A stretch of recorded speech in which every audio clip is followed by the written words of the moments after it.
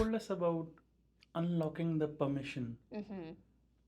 I want to expand into that theory. Yeah. What is it? So first I'll say with manifesting, there are 3 non-negotiable ingredients, okay, for manifesting. I like to break it down to the simplest parts. Sure. We have desire, Mm-hmm. belief, and non-attachment. Okay? If you have all 3, you're golden. But it's not necessary. It's simple. It's not necessarily easy to have all 3. So the first one, desire, that's where you have to unlock the permission. Because if you don't give yourself permission to dream, where are you going to get the clarity from, right? You need to have clarity for what you want. You also need to know why you want it. So if you play small, you're not going to feel expanded. You're not going to feel like you're really living to the fullness of your potential, you know? So the permission comes from looking at why am I telling myself I can't have this? Why am I telling myself it's not for me, I'm not good enough for it, I'm not that kind of person? What kind of like shame are you putting on yourself for your desires?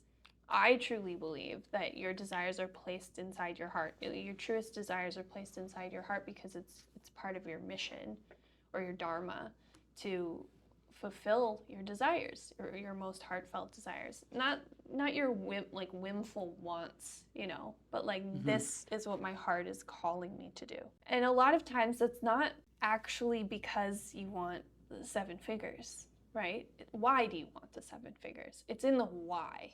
Why do you want the car? Usually it's said like, why do you want to be an entrepreneur? People say to make 7 figures.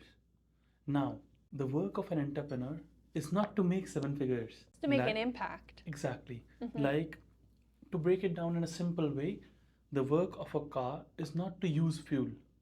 The work of a car is to make you reach a destination. Fuel is just something that is needed to reach there. And same with money, I would say. 7 figures is something that is a byproduct. That is something that is needed to reach the level. But when people make that fuel their goal and they start, it's just like, I heard about this theory, people start fueling up like bottles of, let's say, gas, and they keep it in their car.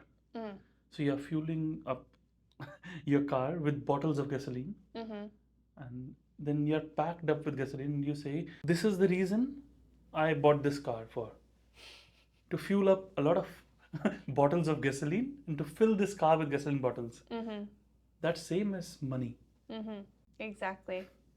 Yeah, you need to know what are you going to do with the money? Exactly. Right. What's it for? One Why? of my mentors told me this thing, that when you know what to do with $1 million, you'll have $1 million. When you know what to do with $10,000, you'll have $10,000. Yeah. Yeah. Most of the people, if you ask them that if they have $10,000 right away right now and what they want to do with it, they'll tell you mobile phone, car, TV, etc., etc. But there is no, greater purpose. Exactly. There is no greater purpose, or there is no end goal that, okay, if I have $1 million, this is what I want to achieve. Money loves a purpose, they say. Exactly.